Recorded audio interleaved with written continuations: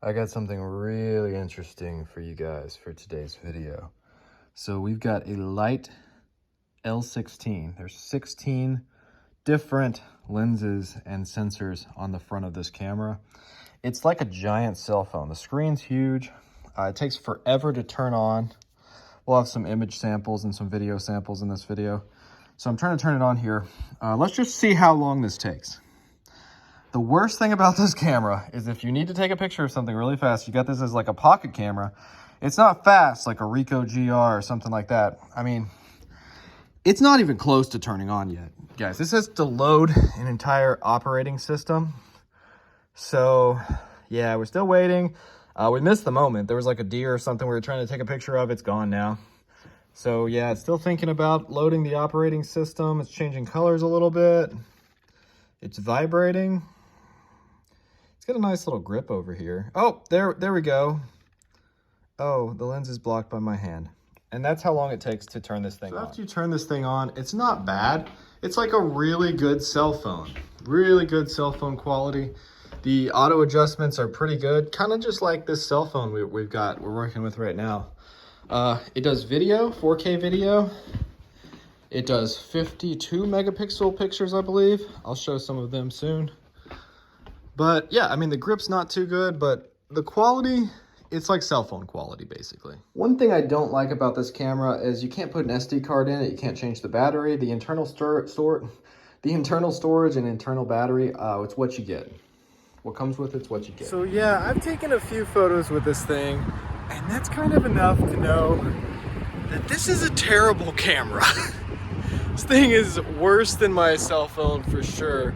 This is the iPhone 13 I'm filming on right now, and it would destroy this light L16. So yeah, I can see why this thing failed. This was gonna be a $2,000 camera, but it really is terrible. I played with this a little bit yesterday, and I learned you actually can turn it on pretty quickly.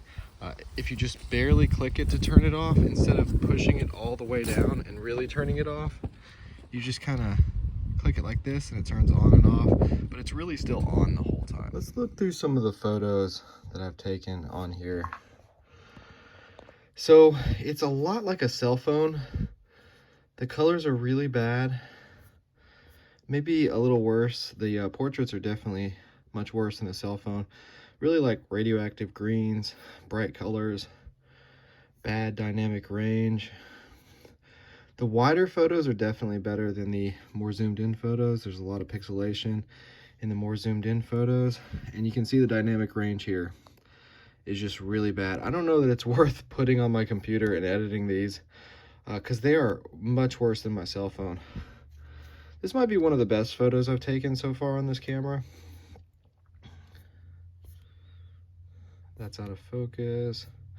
You can get a little bit of shallow depth of field. It's shooting wide open on all these lenses. If you're zoomed all the way into 150 millimeters, you can get a little bit of shallow depth of field. But it definitely looks like a cell phone, and an iPhone these days would be much better. That's a decent picture there. Low light, not good. Not good at all in low light. So, I mean, you can see it just kind of falls apart in the low light. It's just mushy. It's like an old cell phone, not like a modern cell phone. That's decent. Most of these are either zoomed all the way in or all the way out. Those are all 150 millimeters. That one was decent, a little bit of shallow depth of field.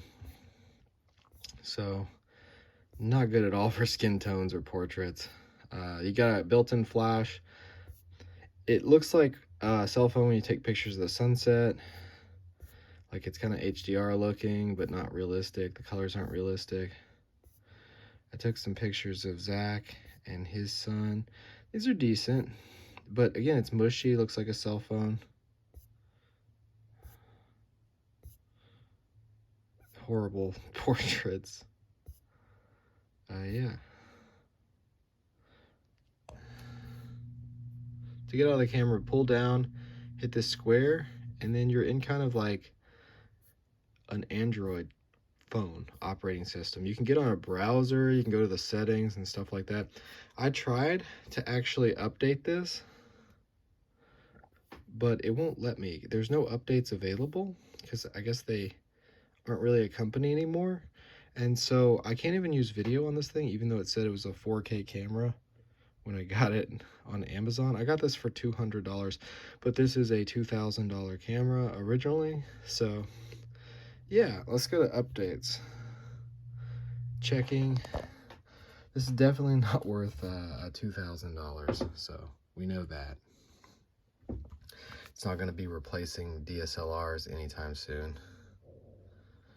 So yeah, it's checking for updates still. It's a very slow camera for sure. Fail. So here's what the actual box looks like for this camera. Nice packaging. You got the camera, got some film on it. And then under here we've got the manuals. If I can get it out. And then we've got a charger and a strap. So I would definitely not suggest this to anyone. I hope you guys enjoyed this. Scroll through my channel, check out my other videos, and hit the subscribe button if you want to see more interesting cameras. I got a lot of different videos and a lot of different cameras on this channel. So also check out my eBay and my e-commerce store in the description below. And thanks for watching.